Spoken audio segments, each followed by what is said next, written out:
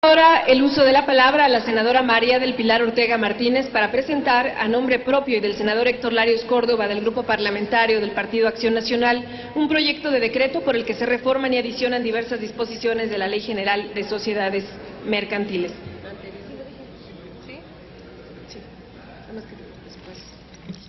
Con su permiso, Presidenta, a nombre propio y del senador Héctor Larios Córdoba, presento ante ustedes esta iniciativa de reforma a diversos artículos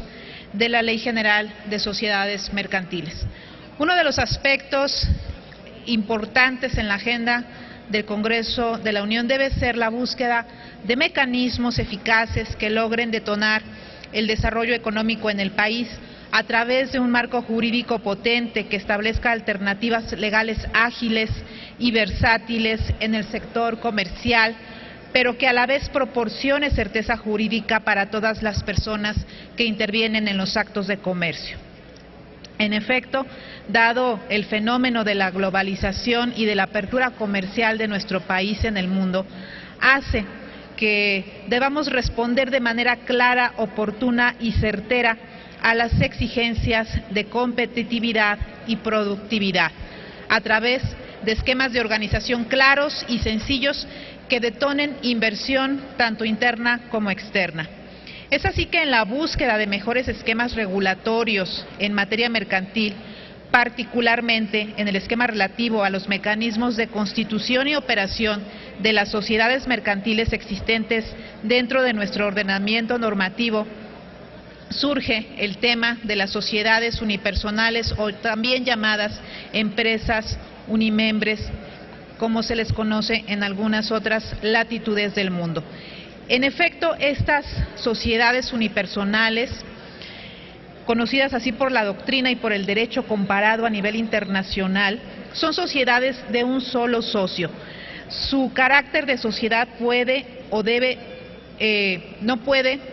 negarse. Su existencia en realidad, tanto en México como en el derecho extranjero, constituye una realidad evidente, reconocida y analizada por la doctrina. Dentro de sus principales características, esta sociedad tiene la de ser una figura jurídica mercantil aplicable a personas físicas o morales, misma que dota de total personalidad jurídica al comerciante, basado en la creación de un patrimonio autónomo y propio destinado a una definida explotación económica. Tal como se ha venido señalando por expertos en la materia, las sociedades unipersonales nacieron en Alemania, extendiéndose a otros países de Europa, siendo el caso que actualmente algunos países de América Latina ya reconocen las sociedades de un solo socio. De acuerdo en estudios en la materia, se calcula que en la Unión Europea su economía y finanzas están sustentadas en las llamadas MIPYMES, que tienen una representación del 70% de todas las empresas económicamente activas, y de estas el 70% están constituidas por sociedades de un solo socio. En México se estima que el 95.2% de las empresas económicamente activas son MIPYMES y su economía y finanzas también se estima que están basadas en el liderazgo de una sola persona. Diversos estudios en la materia coinciden en que la naturaleza de esta figura, que principalmente hace referencia a un esquema de empresa unipersonal basado en la creación de un patrimonio autónomo propio destinado a una definida explotación económica. En estos casos, la persona, como dije anteriormente, sigue siendo titular del patrimonio afectado, sin que se forme una persona jurídica. Se ha señalado que tal concepción se separa de la clásica idea del patrimonio como atributo de la personalidad. Es uno solo y único, y que no puede dividirse sin que se divida la persona titular de los derechos y obligaciones.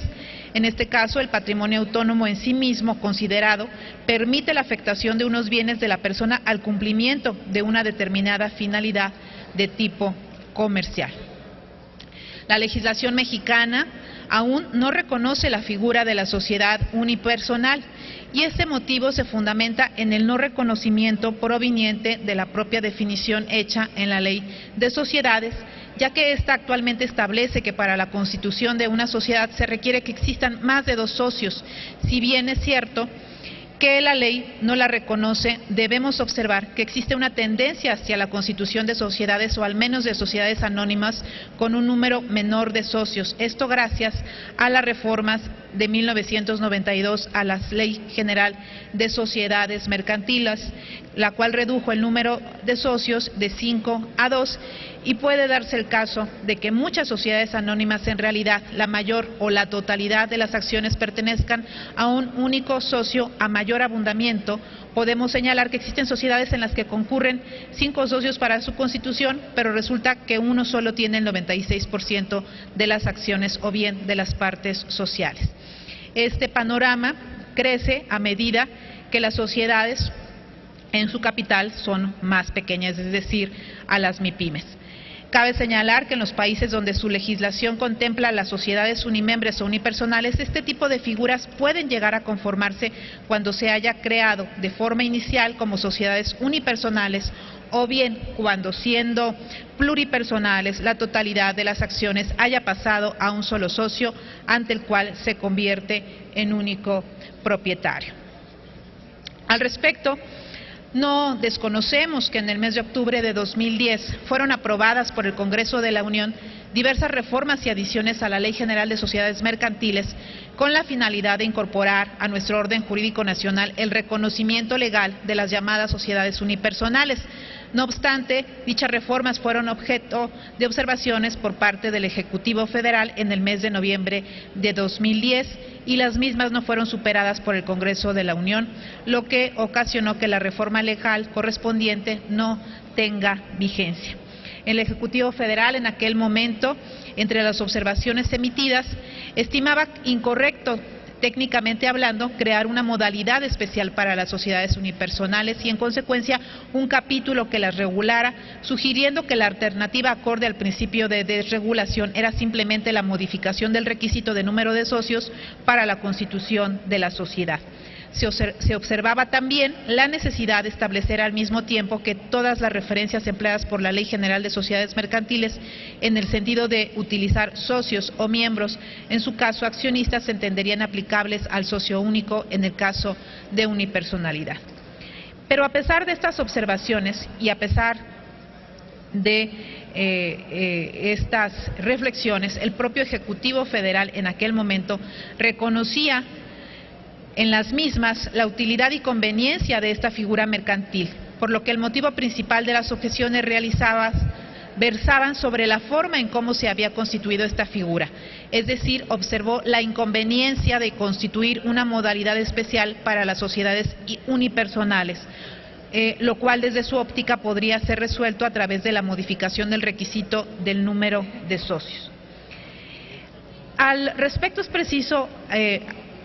señalar que esta figura de derecho mercantil no es ajena a otros sistemas que la han creado a propósito de otorgar flexibilidad en la organización comercial. Esta figura permitiría dotar de certidumbre jurídica a las contrapartes y los terceros en el momento de llevar a cabo contrataciones con dichas personas jurídicas. Esta figura permitiría combatir los fenómenos que de manera cotidiana se presentan en los que un socio es propietario prácticamente de todo el capital social y se deja a otro con el carácter de minoritario tan solo una acción o mínima proporción del capital para el cumplimiento del requisito impuesto por el ordenamiento inherente a la pluralidad.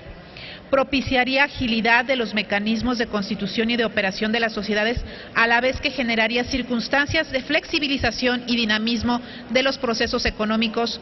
y se salvaguardaría el respeto absoluto al Estado de Derecho. Es necesario contar con herramientas jurídicas necesarias que no representen trabas para el desarrollo y que propicien un genuino parteaguas en el desarrollo económico y un mecanismo de organización legítimo, entre otras. Se estima que, a pesar de que ha habido otros esfuerzos legislativos posteriores, se sigue presentando un esquema similar al proyecto observado anteriormente por el Ejecutivo y es por ello que la presente iniciativa pretende, entre otras cosas, ajustarse a los procesos dinámicos que impone el desarrollo comercial de nuestro país, a efecto de crear un ordenamiento funcional que, bajo la óptica de la desregulación administrativa, propicie un marco jurídico proclive al desarrollo económico que detone en una mayor y mejor competitividad y productividad sobre la base de la certeza y seguridad jurídica para las personas que intervienen en los actos de comercio y los terceros. Es por ello que el día de hoy proponemos modificaciones a la Ley General de Sociedades Mercantiles para que se admita la conformación de sociedades mercantiles con un solo integrante. En otras palabras, para que se permita la posibilidad de tener sociedades unipersonales y con ello adquirir las siguientes ventajas: potenciar el desarrollo económico y la competitividad nacional, brindar más opciones para ejercer actos de comercio dentro de un marco justo y legal, estandarizar el marco jurídico nacional en materia de sociedades mercantiles con el resto de las economías como resultado de la globalización, evitar simulaciones o ficciones legales en la constitución de sociedades mercantiles, ajustar la realidad jurídica, las empresas que de hecho, más no de derecho, pertenecen a una persona, otorgar certeza jurídica a los intervinientes de los actos de comercio y a los terceros,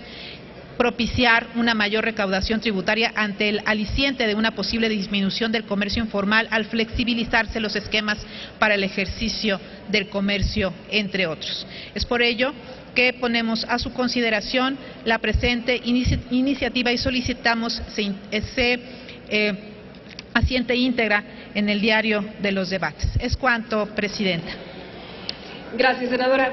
Túrnese a las Comisiones Unidas de Comercio y Fomento Industrial y de Estudios Legislativos segunda.